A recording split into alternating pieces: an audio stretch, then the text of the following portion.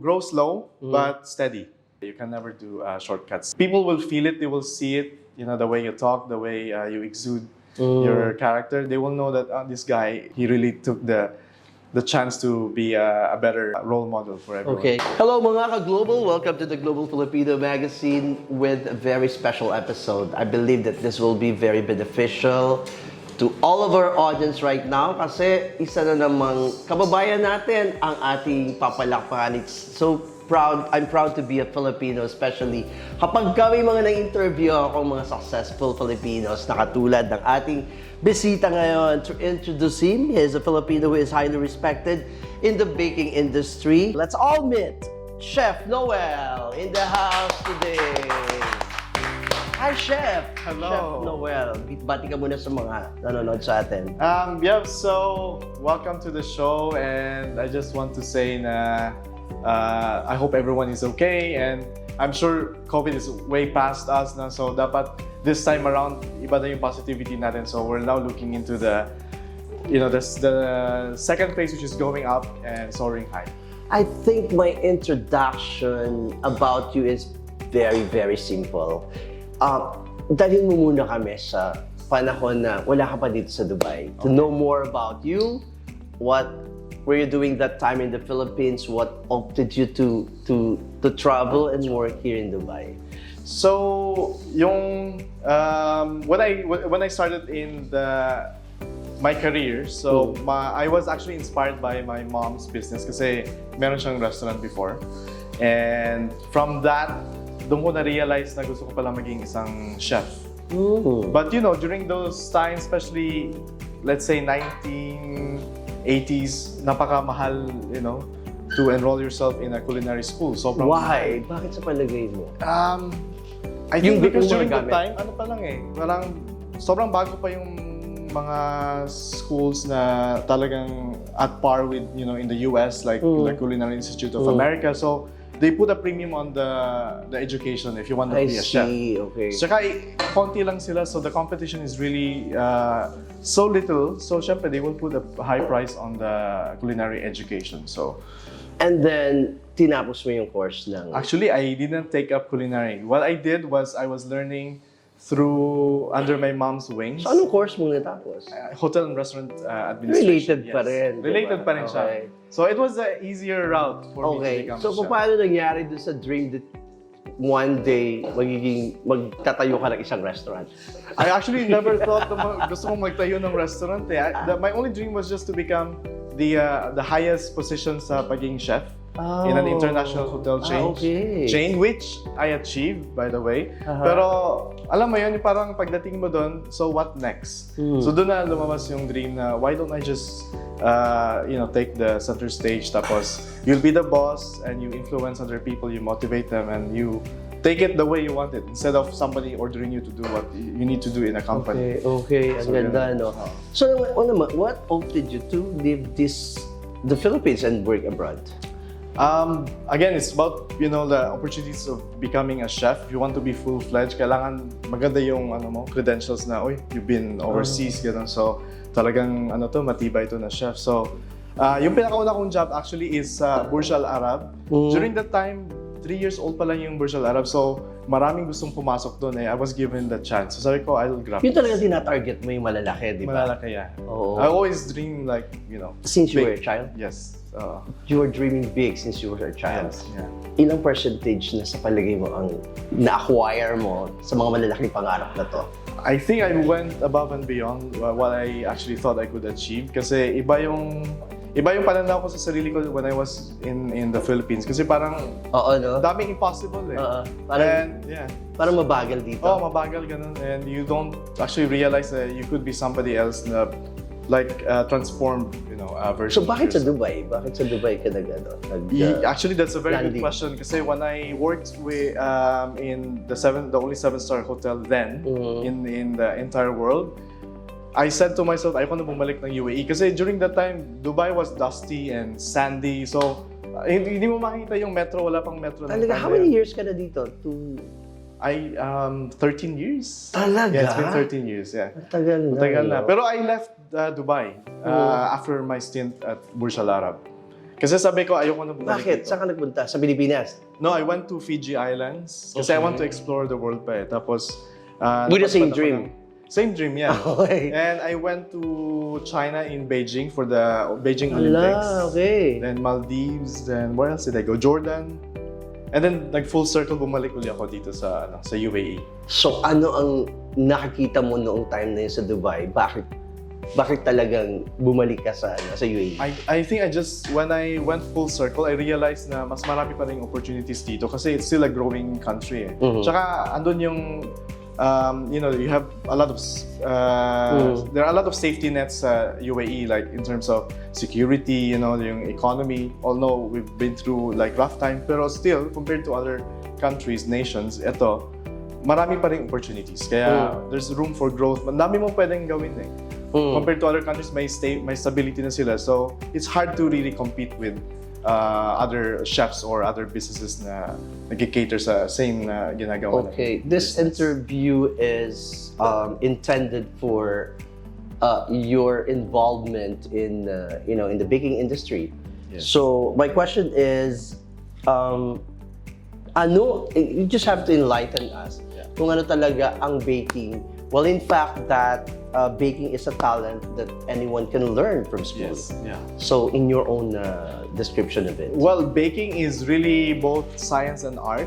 Okay. And with baking kasi, you need to be good with not really math, but at least you should embrace numbers. Measurement. Yeah, measurements. Exact. And you have to be precise. You should be, I would say, intuitive as well, and you need to be very, very creative. Kasi pag cooking, yes, there's creativity involved, but you can play around easily without using the weighing scale. Pero pag sa baking, as you can see, we always need to have weighing scale. So, how many years ka na nag-bake? Since I was I would say 20 plus, no, not even 20, 30 Sobrang tagal years. na, no? Sobrang tagal na. Pero nagdi-depend ka pa rin sa weighing scale. Yes, exactly. Yeah. Kasi, Without it, dapat you will never get the kind of cake that you want to produce. You can never replicate by just using, by eye. So, but when you say baking, how different it is from the other way of cooking? well, with baking, you also need precision gadgets, precision machines to achieve the same results all the time. With cooking, you will just need a stove and a cutting board knife. You can do whatever you want, but with baking, you need molds, you need, let's say, a kind of oven that has specific temperature. Okay. You need thermometers all the time. So, it's like an elongated, format of cooking na mas marami pa yung dadaanan. Chef Noel, hindi ba mahal ang education or learning baking with regards to tuition fees and any other materials, ingredients? Yeah. That pang Pilipino ba talaga to? Or dapat talaga may pera ka before entering this kind of course? With baking kasi, you can actually do it two ways. You can go either big time or you can do it gradually. So pag gradual naman, you can, whatever we have in the Philippines, pwede ka namang gumamit ng kung anong meron doon. But if you wanna enter the big business or you international na business scene, then you have to invest more. So if you compare with cooking, mas malaking investment required for a bake shop to thrive. Kasi nga, mahaling equipment. They're very specific and also the raw materials are really, really expensive. Yeah, but with your experience in the Philippines and your Dubai experience, Yes. Ano yung nakakita mong difference niyang dalawa? I would say ang difference between back in the Philippines and dito you have more access to raw materials and equipment.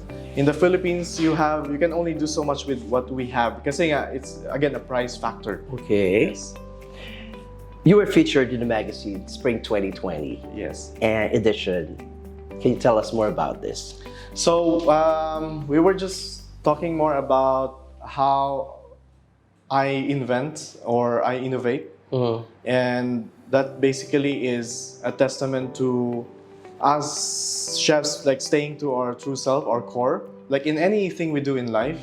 So what we need to do is we need to go back to where we come from and use that as a platform in creating something, not just for the business, but creativity-wise, and also when you relate to other people. So that core is very important, and that's the essence of actually the whole thing. Yeah, off cam we were talking about your other experiences, like being on an in-flight airline, Yes. in-flight chef Yes. of a flag carrier. Yes. So, ano yung feeling that ang laking milestone na nito, di ba? Yeah, super. And being a Filipino, Yeah. did you have experience working with other Filipinos, fellow Filipinos before? And tell us more your experience in this kind. Working in the airline is totally different ball game, and during that time it actually happened by chance kasi naka-vacation ako. And then somebody told me, hey, you might want to walk in. So walk in lang ako, interview nun Talaga? actually. And I'd asked them like, do you accept chefs who are pastry chefs? And they said, do you know how to cook? I said, yeah, I can flip an egg and sort of. Kasi anong feeling ng yung pagkain mo kakainin ng mga nakasakay sa eroplano, di ba? Yes. Who knows, some of your friends Yeah. have no idea Yeah. that yung kinain nila ikaw Yeah. gumawa. Actually, what's the most interesting part is nasa aeroplano ako mismo nagluluto. Really? Yeah. And I Talaga? was catering only to mga maximum of 12 people kasi nasa first class lang siya. Okay. So, I was, like you would think about, Hindi siya passenger, it's still passenger. Okay. Pero nasa first class ka lang. So select flights, you will deal with celebrities, let's say dignitaries, that's even to a Yeah. point of, mga presidente or whatever. So you have those experiences. Okay. And of course, it's a very different experience. Ang galing, no? Something you have to be proud of. Kasi nga, ilan na yung Pinoy na nagkaroon ng role. Noong time na yun, ikaw lang yung Filipino. There were very few of us actually. I would say less than, I think, 5. Anong less than qualification na medyo palagay mo edge mo ng time na yun? I think Why do you it was, think it was just they picked you? my confidence. Galing, no? You have to know how to speak and to deal with different personalities. Yun. Uh-huh. So because when you're in the airline, you represent the country, you represent Okay. the brand. You have to be very very confident. Wow. Yeah. Okay, let's talk about the Cake Boss in Abu Dhabi edition. Tell us more about this. Also, this was related to my airline company as well. So they just called me like out of the blue. They told me like, Chef, pwede ka bang parang mag-stint ng sandali sa isang hotel. I didn't even know it was Cake Boss for Cake Boss. So I just turned up sa hotel. Then I saw Buddy. I was like, oh my god! I would just watch him sa TV since I was like in the Philippines, and then now I get to see him in person. Amazing. So then that's when I realized I was actually gonna be judging the competition with him, and that show was like something that I've been dreaming of, having or doing or participating in, and it happened. So it was very surreal kasi nga, you get to talk to him in person. I think, and I'm sure, mahilig kang kumain sa iba't ibang restaurants, no? How is Chef Nouel as a critic pagdating sa sa mga na-experience mong disappointments? Well, I would say I'm honest, but in a more of a diplomatic way. I'm a very diplomatic person, so I would say what I need to say, but in a way that will not hurt the receiving end. So I just say like why for me it's not working for me, why the flavor doesn't work for me. So I just mentioned like 1, 2, 3, but it should be something constructive. I don't trash people around like what normally other those who review places, they have a different way of putting things together. But for me, I do it in a way that is balanced because it's also subjective. So that's why I need to put it carefully, but also it has to be objective as well. Okay, thanks. Let's go to your business. It's Nifty Chef. NC Chef. Can you explain to us about this? Nifty is like stylish, being fashionable. Yeah, being different, like thinking out of the box, being creative. Okay. And it came about kasi meron kasi akong book actually, which is still in publication on Amazon all over the world. So a friend of mine said, let's come up with a term. So Nifty came up and it became my tagline. So the C means Nifty Chef, and also it's the middle name of my mom kasi she was the one who inspired me. So it's actually my middle name as well. So what do you really do?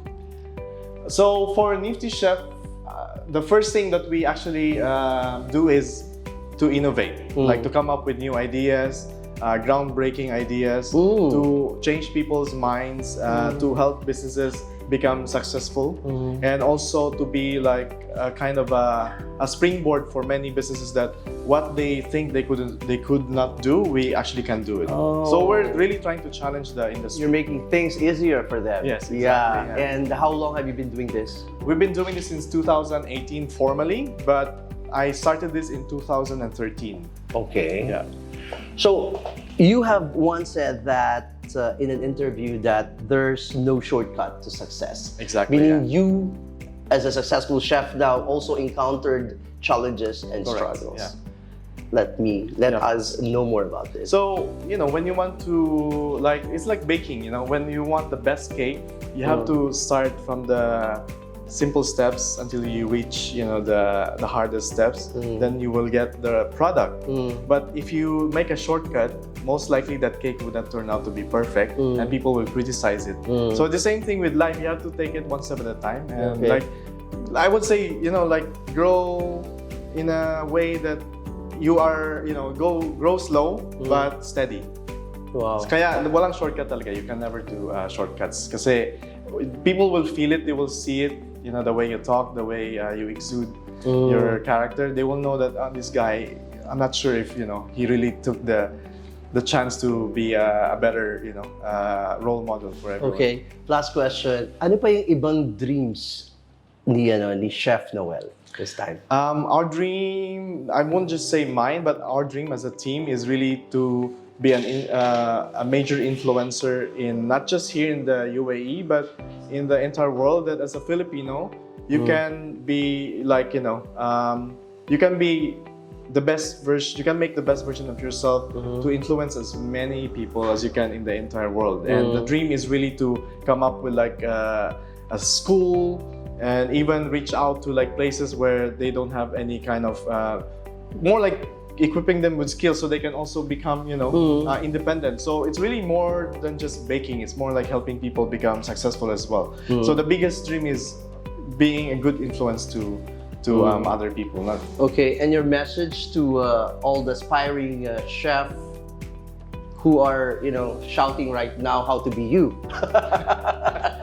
My only message is just go slow and steady, and if you like buckle down, don't worry about like how many times you stumbled down. It's more about how many times you also lift yourself up and learn from mistakes, because the only way to be better is to grow. And I know the hardest critique is always yourself, and you just need to be always self-aware that whatever is happening around you, it's because of how you are as a person and how you are trying to rise from every kind of challenges. So I will just say, just be true to yourself, true to your core.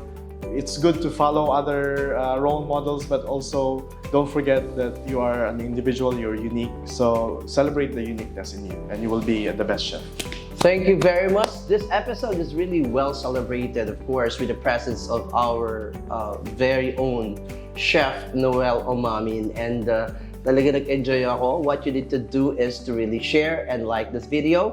At talagang pagka-Pilipino ka talaga, ikaw ay maraming mararating. Malayo ang mararating. Bye everyone, God bless and stay safe. Thank you very much. Thank you too.